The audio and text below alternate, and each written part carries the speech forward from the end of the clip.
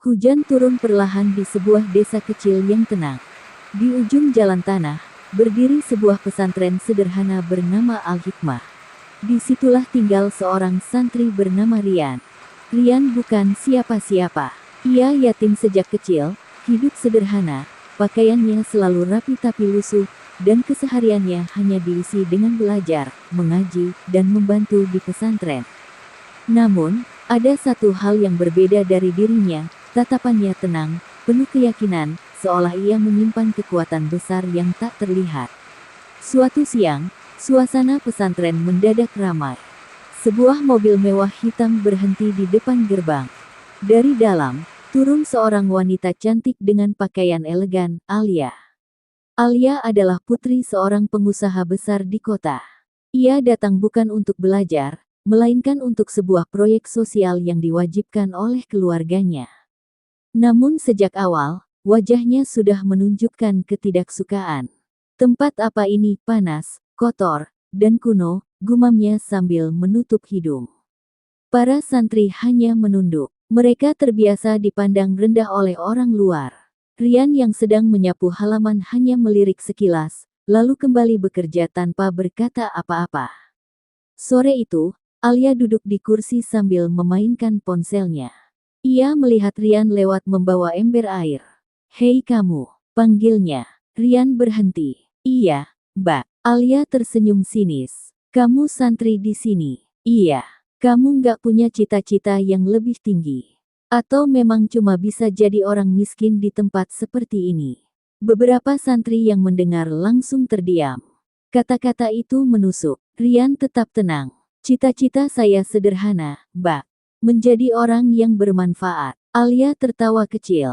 "Bermanfaat? Dengan hidup seperti ini? Lucu sekali." Rian tidak membalas. Ia hanya menunduk dan pergi. Namun entah kenapa, jawaban sederhana itu membuat Alia sedikit terganggu.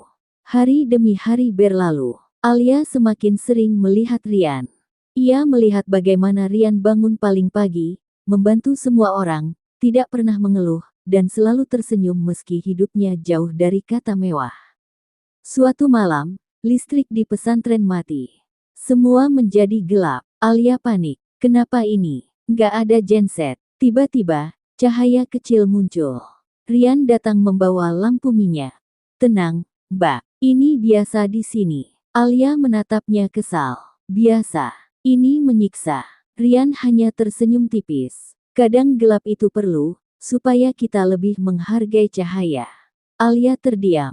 Untuk pertama kalinya, ia tidak punya jawaban. Keesokan harinya, Alia berjalan sendirian di sekitar desa. Ia tidak sadar beberapa pria mencurigakan mengikutinya. Saat ia menyadari, semuanya sudah terlambat. "Hei, Nona cantik, sendirian saja?" kata salah satu pria sambil menyeringai. Alia panik. "Tolong, jangan dekat-dekat." Namun tidak ada orang di sekitar. Saat itulah, "Tinggalkan dia." Suara tenang itu muncul dari belakang. Rian berdiri di sana. Para pria itu tertawa. Santri kurus mau jadi pahlawan. Namun dalam hitungan detik, suasana berubah. Gerakan Rian cepat, tegas, dan tidak terduga. Satu persatu pria itu jatuh. Bukan dengan brutal, tapi dengan teknik yang terlatih. Alia terkejut. Santri sederhana ini, ternyata bukan orang biasa. Setelah kejadian itu, Alia diam sepanjang perjalanan pulang. Ia diam bukan karena takut, tapi karena bingung. Orang yang ia hina, justru menyelamatkannya. "Kenapa kamu nolong aku?" tanya Alia pelan. Rian menjawab tanpa melihatnya. "Karena itu yang seharusnya dilakukan. Padahal aku sering merendahkan kamu." Rian tersenyum kecil. "Tidak apa-apa." Jawaban itu membuat hati Alia bergetar untuk pertama kalinya. Malam itu, Alia tidak bisa tidur. Bayangan Rian terus muncul di pikirannya, tatapannya, ketenangannya, dan sikapnya yang berbeda dari semua pria yang pernah ia kenal. Tanpa ia sadari, rasa benci yang dulu ada, perlahan mulai berubah menjadi rasa penasaran. Dan dari rasa penasaran, sesuatu yang lebih dalam mulai tumbuh. Namun Alia belum tahu bahwa Rian menyimpan rahasia besar yang bisa mengubah segalanya. Pagi di pesantren Al-Hikmah terasa berbeda. Alia yang biasanya bangun siang, hari itu sudah duduk di beranda sejak subuh. Matanya tampak lelah, tapi pikirannya jauh lebih sibuk. Bukan karena fasilitas yang kurang, tapi karena satu orang, Rian. Rian seperti biasa, menyapu halaman, membantu dapur, lalu mengajar santri kecil mengaji. Namun hari ini, Alia memperhatikannya lebih lama dari biasanya. Dia, kenapa bisa setenang itu? Gumamnya pelan. Seorang santri kecil mendekat. Kak Alia, Kak Rian itu baik banget. Dia selalu bantu kami. Alia menoleh. Memangnya dia siapa sih sebenarnya? Anak itu tersenyum polos. Kami juga nggak tahu. Tapi Kiai bilang, dia bukan orang biasa. Kalimat itu membuat Alia kembali terdiam. Siang hari, Alia sengaja menghampiri Rian yang sedang memperbaiki pagar kayu. Kamu, belajar bela diri dari mana? Tanya Alia langsung. Rian berhenti sejenak, lalu menjawab santai. Dari kehidupan.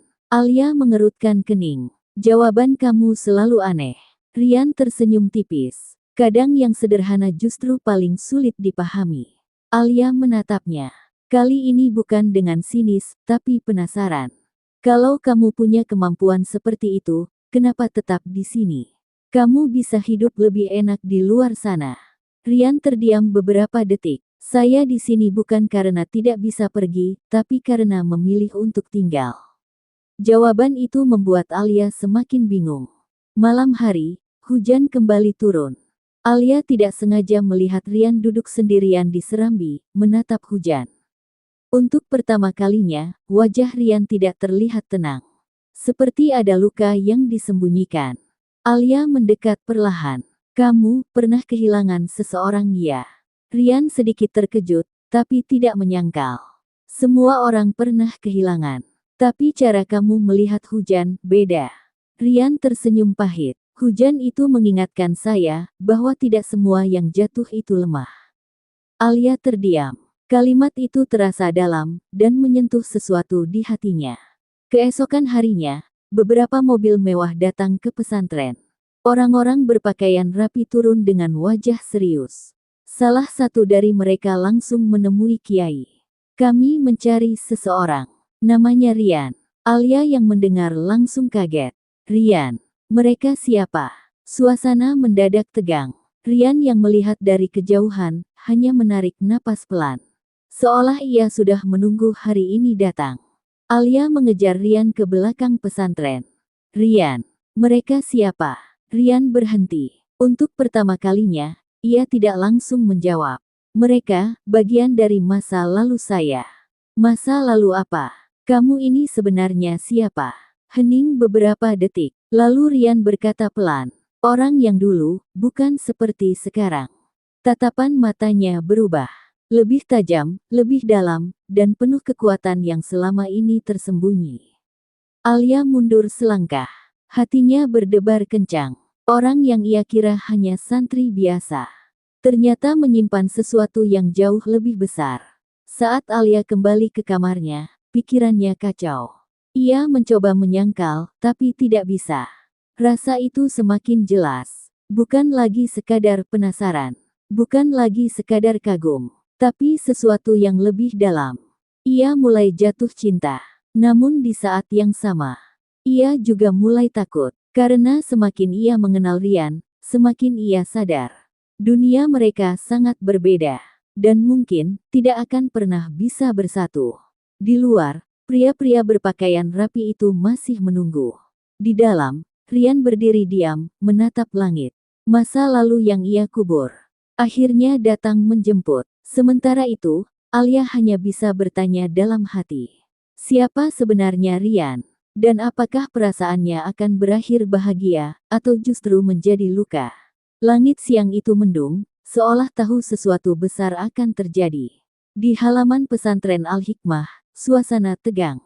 Terasa jelas, para santri hanya bisa saling berpandangan, sementara mobil-mobil mewah masih terparkir di depan. Alia berdiri di kejauhan, matanya tak lepas dari Rian. Seorang pria paruh baya dengan jas hitam maju ke depan. Rian, sudah cukup kamu bersembunyi. Semua orang terdiam. Alia menahan napas. Rian melangkah maju dengan tenang. Aku tidak bersembunyi. Aku hanya menjauh. Pria itu menunduk sedikit. Kami butuh kamu kembali. Alia semakin bingung. Kembali kemana? Namun sebelum ada jawaban, Kiai keluar dari dalam pesantren. Kalau memang waktunya sudah tiba, pergilah, nak. Rian menatap Kiai dengan hormat. Terima kasih, sudah memberi saya tempat untuk berubah. Kata berubah itu, membuat Alia merinding. Alia tidak bisa menahan diri lagi. Ia mendekat. Rian, jawab aku. Kamu ini siapa sebenarnya? Semua mata tertuju pada mereka. Rian terdiam sejenak, lalu akhirnya berkata, saya dulu, bagian dari dunia yang gelap. Dunia gelap. Orang-orang itu, Rian melirik ke arah pria-pria berjas, adalah bagian dari organisasi besar yang pernah saya pimpin. Alia membeku. Pimpin.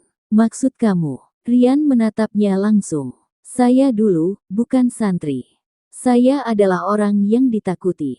Suasana langsung sunyi. Alia mundur perlahan. Tidak percaya. Santri sederhana yang selalu ia hina. Ternyata seorang pria dengan masa lalu yang mengerikan. Kenapa kamu tinggalkan semua itu? Tanya Alia dengan suara gemetar. Rian menarik napas dalam. Karena saya kehilangan sesuatu yang paling berharga.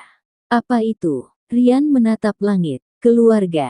Satu kata itu, cukup menjelaskan segalanya. Dunia itu mengambil semuanya dari saya. Dan sejak saat itu, saya memilih jalan yang berbeda. Alia terdiam. Hatinya terasa sesak. Untuk pertama kalinya, ia benar-benar memahami Rian. Pria berjas itu kembali berbicara. Masalah lama muncul lagi. Musuh lama tahu kamu masih hidup. Rian tidak terkejut. Aku sudah menduganya. Kami tidak bisa menanganinya tanpa kamu. Alia langsung menatap Rian. Jadi, kamu akan pergi. Rian tidak langsung menjawab. Ia melihat ke arah pesantren, lalu ke arah Alia. Ada hal yang harus saya selesaikan. Jawaban itu sederhana, tapi cukup untuk membuat hati Alia terasa jatuh. Saat Rian berjalan menuju mobil, Alia berlari mengejarnya. Rian, tunggu. Rian berhenti. Alia berdiri di depannya, napasnya tak beraturan. Aku minta maaf. Rian hanya diam.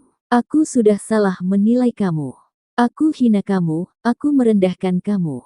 Matanya mulai berkaca-kaca. Tapi sekarang aku tahu, kamu jauh lebih baik dari semua orang yang pernah aku kenal. Hening sejenak, lalu dengan suara pelan. Aku tidak ingin kamu pergi. Kalimat itu akhirnya keluar. Jujur, tanpa gengsi, tanpa kesombongan. Rian menatapnya dalam-dalam. Namun, maaf, Alia. Satu kalimat itu menghentikan segalanya. Aku tidak bisa membawamu ke dunia yang berbahaya. Hati Alia terasa seperti diremas. Tanpa berkata apa-apa lagi, Rian masuk ke mobil. Mesin menyala. Mobil perlahan menjauh dari pesantren. Alia hanya berdiri diam. Air matanya akhirnya jatuh. Orang yang baru saja ia sadari ia cintai.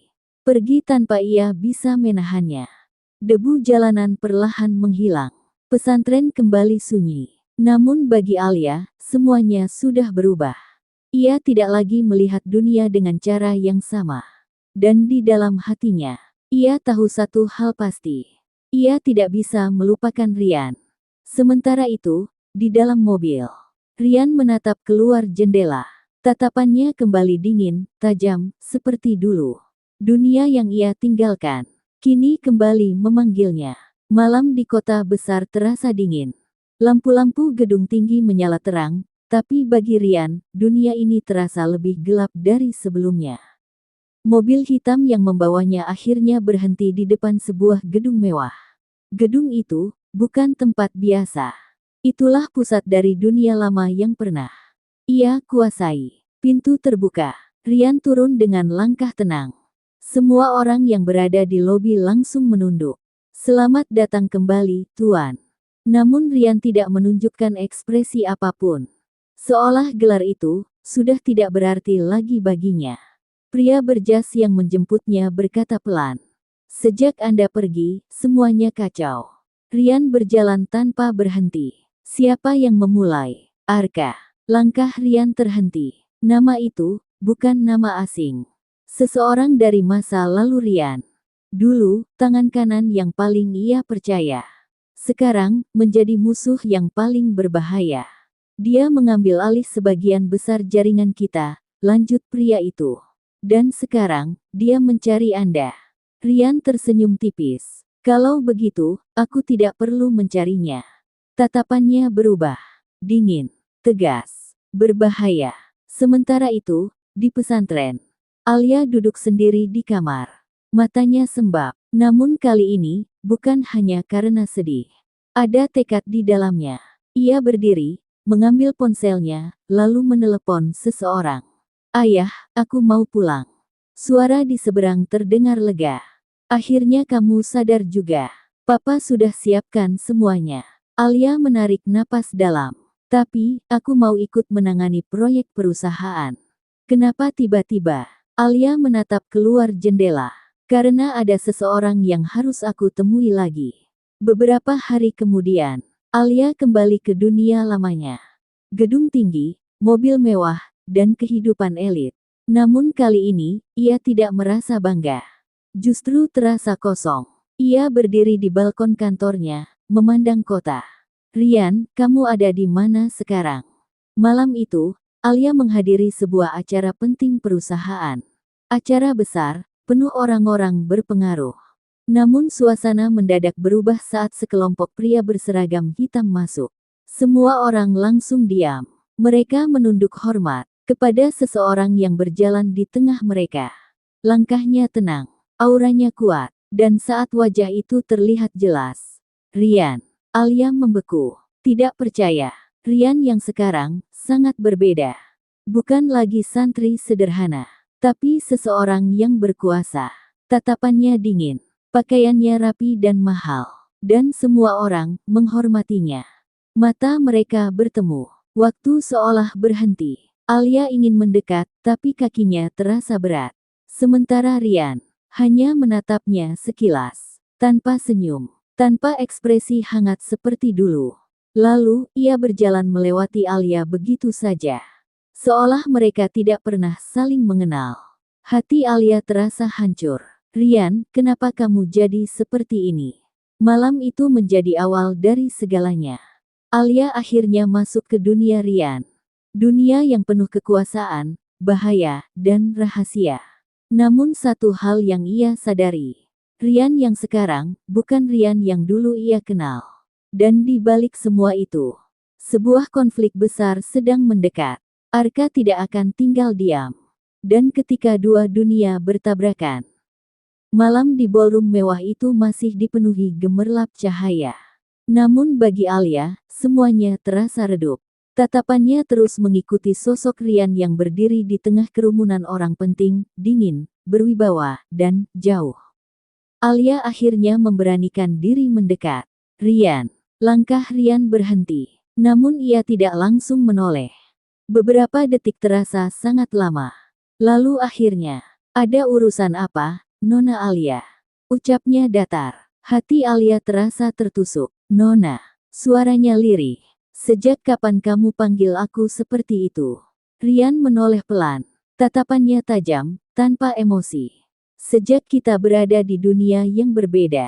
Kalimat itu seperti membangun dinding besar di antara mereka. Alia menahan air matanya. Apa semua yang di pesantren itu, nggak berarti buat kamu? Rian terdiam. Untuk sesaat, matanya melembut. Namun hanya sesaat. Itu masa lalu, jawabnya singkat. Dan aku sudah kembali ke tempatku. Alia menggeleng pelan. Tidak, itu bukan kamu yang sebenarnya. Rian menatapnya dalam. Kamu tidak tahu apa-apa tentang aku. Jawaban itu membuat Alia terdiam. Bukan karena tidak punya jawaban, tapi karena ia mulai sadar. Rian sedang melindunginya dengan cara menjauhkannya. Seorang pria duduk santai di kursi besar, dikelilingi anak buahnya. Arka. Wajahnya dingin, penuh ambisi. Jadi, dia sudah kembali, ucapnya sambil tersenyum tipis. Ya, Tuan. Dan dia langsung mengambil alih beberapa wilayah. Arka tertawa kecil. Seperti biasa, selalu cepat. Lalu matanya menyipit. Tapi kali ini, aku akan hancurkan dia. Perlahan. Dan wanita itu? Tanya salah satu anak buahnya. Arka tersenyum licik. Alia. Kalau dia penting bagi Rian, berarti dia juga kelemahan. Keesokan harinya, Alia keluar dari kantor sendirian. Ia masih memikirkan Rian. Tanpa ia sadari, sebuah mobil hitam mengikutinya dari belakang. Saat ia berhenti di lampu merah, tiba-tiba pintu mobilnya dibuka paksa. Hei, apa? Beberapa pria menariknya keluar. Alia berusaha melawan, tapi kalah kuat. Mulutnya ditutup. Dalam hitungan detik, ia menghilang. Di markas, seorang anak buah berlari panik. Tuan, Nona Alia, diculik. Rian yang sedang duduk langsung berdiri. Untuk pertama kalinya sejak kembali. Emosinya terlihat jelas. Apa? Orang-orang Arka. Suasana mendadak dingin. Sangat dingin. Tatapan Rian berubah total. Bukan lagi sekadar dingin, tapi mematikan. Aku sudah memperingatkan dia, ucapnya pelan. Semua orang di ruangan itu langsung tegang. Mereka tahu, ini bukan lagi sekadar konflik. Ini perang. Rian mengambil jaketnya, berjalan menuju pintu. Langkahnya tenang, tapi penuh amarah yang ditahan. Siapkan semuanya. Baik, Tuan. Saat ia berhenti di ambang pintu, ia berkata pelan. Tidak ada yang boleh menyentuh dia, dan hidup. Kalimat itu membuat semua orang merinding. Di sebuah gudang gelap, Alia terikat di kursi. Matanya terbuka perlahan. Di depannya, Arka berdiri sambil tersenyum. Selamat datang, Alia. Alia menatapnya dengan takut. Kamu siapa? Arka mendekat. Aku, seseorang yang akan membuat Rian kembali menjadi dirinya yang dulu. Sementara itu, di luar sana, badai mulai turun. Dan Rian sedang menuju ke tempat itu. Bukan sebagai santri, bukan sebagai pria yang tenang, tapi sebagai orang yang paling berbahaya. Hujan turun deras malam itu. Petir menyambar, menerangi langit yang gelap, seolah menjadi pertanda sesuatu yang besar akan terjadi. Di jalanan kota yang sepi, beberapa mobil hitam melaju cepat. Di dalam mobil paling depan, Rian duduk diam, matanya tajam, wajahnya tenang. Namun di balik ketenangan itu, ada amarah yang siap meledak kapan saja. Semuanya sudah siap, Tuan, kata salah satu anak buahnya. Lokasi Alia sudah dipastikan. Gudang tua di pinggir kota. Rian mengangguk pelan. Orang-orang Arka. Banyak. Mereka seperti menunggu. Rian tersenyum tipis. Bagus. Semua orang di mobil terdiam. Mereka tahu, kalimat itu bukan tanda optimisme. Tapi tanda bahwa Rian tidak berniat menahan diri. Sementara itu, Alia masih terikat di kursi. Wajahnya pucat, tapi matanya tetap kuat. Arka berjalan mengelilinginya, santai. Kamu tahu, kamu beruntung. Alia menatap tajam. Beruntung diculik. Arka tersenyum. Karena kamu, satu-satunya yang bisa membuat Rian kembali seperti dulu. Alia mengerutkan kening. Apa maksud kamu? Arka berhenti tepat di depannya. Rian yang sekarang, terlalu lembut. Dan aku tidak suka itu. Tatapan Arka berubah dingin. Aku ingin dia kembali menjadi monster. Alia terdiam. Untuk pertama kalinya, ia benar-benar takut. Brak, pintu gudang tiba-tiba terbuka dengan keras. Semua orang menoleh. Di tengah kilatan petir, Rian berdiri di sana, sendirian, basah oleh hujan. Namun auranya membuat seluruh ruangan terasa mencekam. Rian, bisik Alia. Arka tersenyum lebar. Akhirnya kamu datang. Tanpa banyak kata, anak buah Arka langsung menyerang. Namun, yang terjadi selanjutnya bukan pertarungan biasa.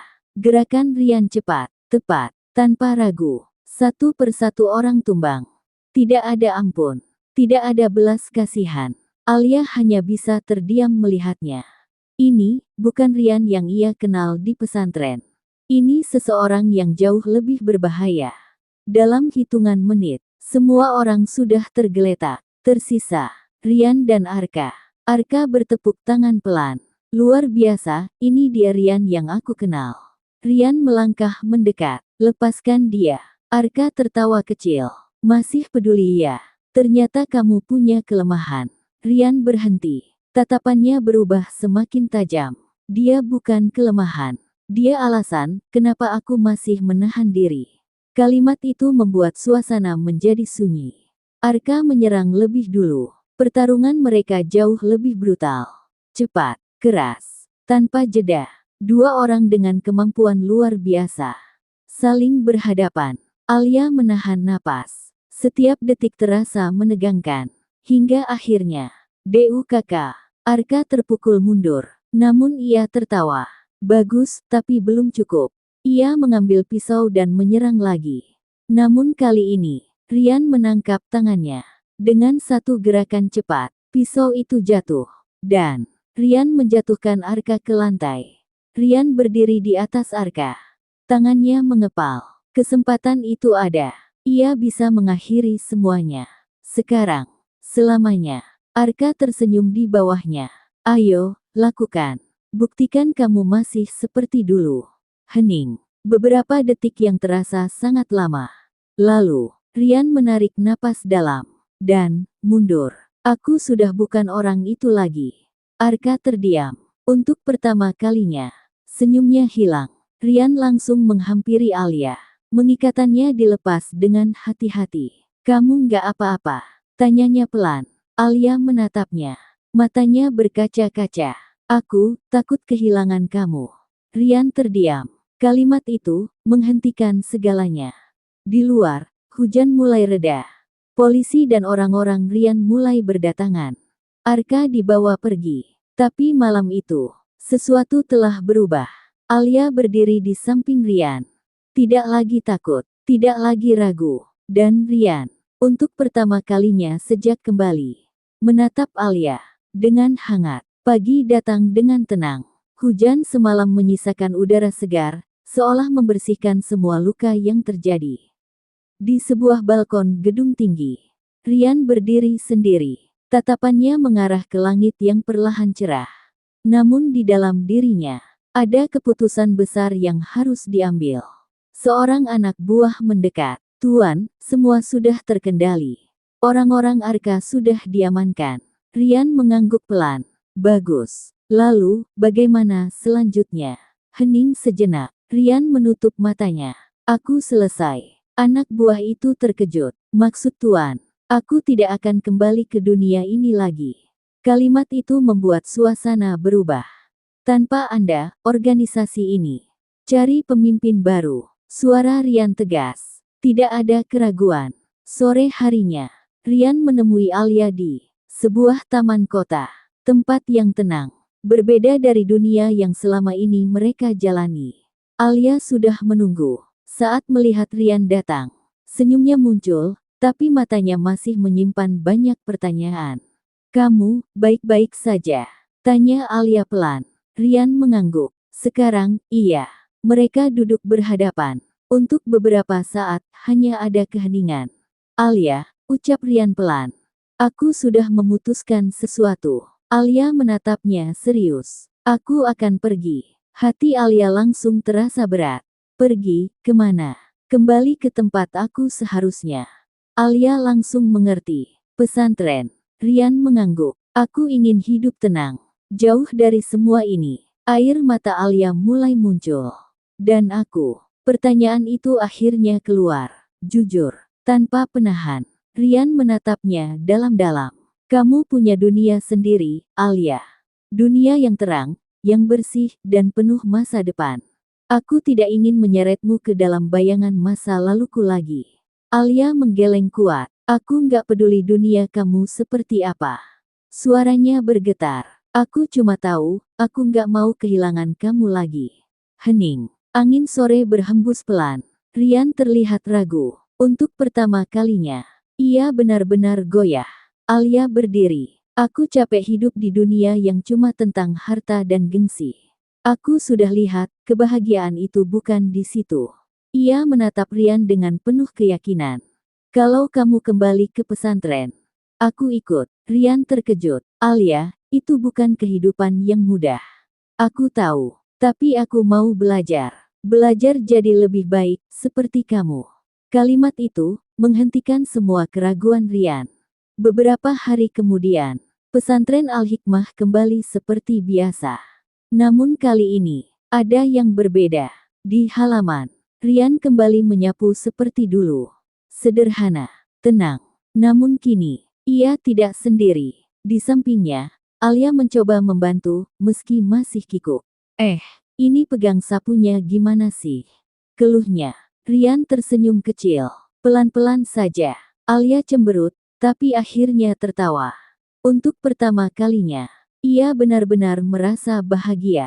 Bukan karena kemewahan, tapi karena ketenangan. Sore itu, mereka duduk bersama di beranda. Memandang langit yang perlahan berubah warna. Kamu nyesel? Tanya Rian. Alia menggeleng. Enggak. Ia tersenyum. Justru, ini pertama kalinya aku merasa hidup.